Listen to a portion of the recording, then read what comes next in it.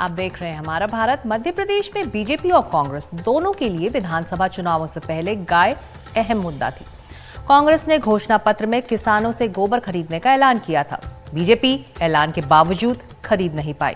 हालांकि उसने ये कहा था कि गांवों के बेहतर स्वास्थ्य देखभाल के लिए गौवंश विहार विकसित होंगे। कांग्रेस ने गायों के लिए आर्थिक मदद बढ़ाकर 20 से 40 रुपए करने का फैसला किया। वहीं बीजेपी ने बेहतर इलाज का वादा किया। मध्य प्रदेश की सियासत में गाय और गौशाला बड़ा मुद्दा है। देश में भी राजनीतिक तौर से गाय काफी अहम है। मध्य प्रदेश में गौ कैबिनेट बनी, गौ संवर्धन बोर्ड बना, लेकिन आलम यह है कि गायों के लिए मिलने वाला अनुदान महीनों की देरी से आता है। देखिए हमारी ये खास ग्राउंड रिपोर्ट। भाई साहब मुझे 20 रुपए का पूला चाहिए। कैसे 20 रुपए में पूरा हो पाएगा? नहीं आ रहा। नहीं, वैसे तो कम है। पहले तो मिलता ही नहीं था। गाय के लिए ये है सरकारी नाश्ता। कितने आ जाएंगे? 20 रुपए? 4 आएंगे। वैसे एक गाय को आपके हिसाब से कितने पूले लगते होंगे एक बार में? नहीं मतलब वैसे कितना खाती होंगी? क्या बताएंगे? तो आप 100 भी डाल देंगे तो भी कम है। तो भी कम है। चलिए तो ये 20 रुपए का पूला, 1 2 3 4, तो ये मैंने 20 रुपए का चारा ख़रीदा है सरकार के हिसाब से। अब ये गौ माता का इसमें नाश्ता है, ये दोपहर का खाना है लंच, और ये रात का डिनर, और एक एक्स्ट्रा समझ लीजिए शाम का। चलिए उधर से खिला देते हैं। हम बस ये व्यवस्था दिखाने आए हैं कि सरकार के हिसाब से इस चारे में एक गाय का दिन भर का खाना हो जाता है। देखें उनका पेट भरता है नहीं। तो ये दिन का खाना मतलब नाश्ता पहला, ये दोपहर का खाना, ये हमारी तरफ से रात का खाना, और ये समझ लीजिए स्नैक्स।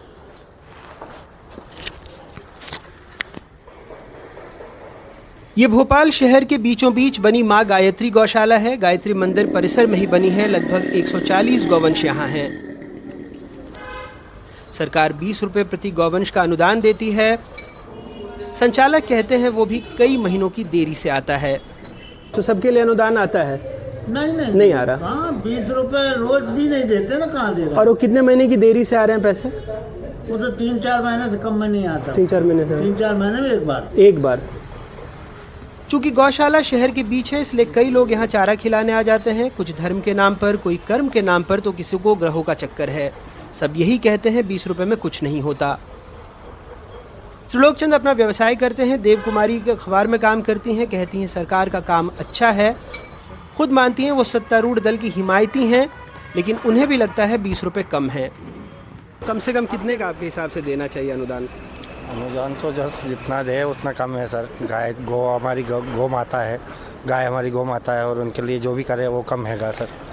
जी सर। पर 20 रुपए का तो पर्याप्त 20 रुपए का पर्याप्त एक वक्त के लिए भी पर्याप्त? एक वक्त के लिए भी पर्याप्त नहीं है सर। जैसे आपने तो 50 रुपए का खरीदा, तो आप समझ ही सकती होंगी कि 20 रुपए का कितना चारा मिलता है। तो आपको लगता है कि वो चारा एक गाय के लिए प्रतिदिन पर्याप्त होता है?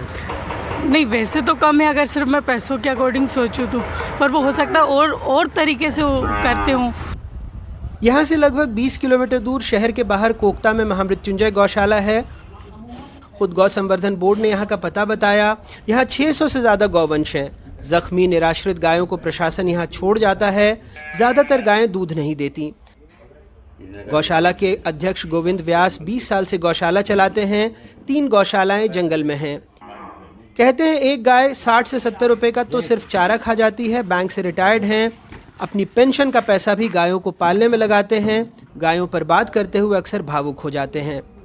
कितने महीने की देरी हो जाती है लगभग? कई तो बता रहे हैं कि 5-5, 6-6 महीने। 6-6, 7-7 महीने की हो जाती। कभी 3-3 महीने में मिलना चाहिए काम कायदे से। हर तीसरे महीने दे दें तो थोड़ा मदद मिलती रहती है। ये वो गाय रहती हैं जिनको दूध छुटा जाता है, तो लोग वहाँ खिलाते नहीं हैं।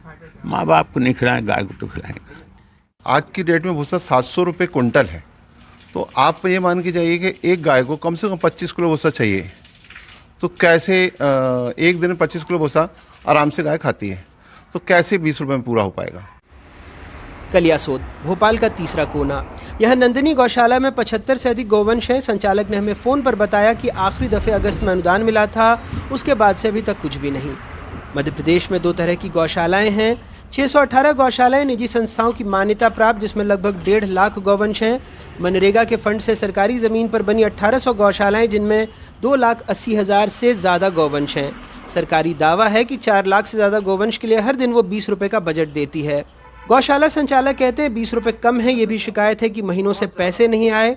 मंत्री जी का दावा है कि 31 दिसंबर तक का सारा बकाया दे दिया है। अभी 31 दिसंबर तक का पैसा सारी जगह पहुंच गया, और जो 20 रुपया, ये बात बिल्कुल सही है, बहुत कम है। आज ही मेरा अगर भाषण आपने सुना हो तो मैंने उसमें कहा है कि उसको बढ़ाने के लिए हम लोग प्रयास कर रहे हैं। चलिए, मंत्री जी ने भी सड़क पर आवारा पशुओं की बात स्वीकारी, तो एक और आंकड़ा हम बता देते हैं। नवंबर 2015 और नवंबर 2022 के बीच सड़क पर मवेशियों को लेकर डायल 100 में कुल 45,825 कॉल आए, यानी औसतन हर दिन 18 कॉल।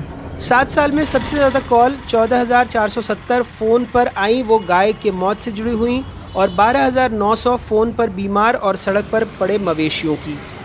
आंकड़े, मंत्री जी और गौशाला संचालक सब में एक बात आम थी, गाय के नाम पर हंगामा मचाने वाले लोग गाय की मदद या सेवा के लिए आगे नहीं आते। गौभक्त से मुलाकात हरिशंकर परसाई जी का एक मशहूर व्यंग है। उसमें स्वामी जी से सवाल पूछा जाता है कि स्वामी जी, दूसरे देश में लोग गायों को बहुत अच्छी तरीके से रखते हैं और वो खूब दूध देती है, तो स्वामी जी जवाब देते हैं, बच्चा दूसरे देश की बात छोड़ो, हम उनसे बहुत ऊंचे हैं। देवता सिर्फ इसलिए हमारे यहाँ अवतार लेते हैं। दूसरे देश में गाय दूध के लिए उपयोग की जाती है, हमारे वहाँ दंगा कराने के लिए, आंदोलन कराने के लिए होती है। हमारी गाय और गायों से भिन्न है। वो भिन्नता कम से कम यहाँ तो दिख रही है, लेकिन मध्य प्रदेश की बहुत सारी ऐसी गौशालाएं हैं जिसमें सरकारी उदासीनता की वजह से लगता है हालात कुछ ऐसे ही हैं। भोपाल से अपने कैमरा सहयोगी रिजवान खान के साथ अनुराग द्वारी, NDTV।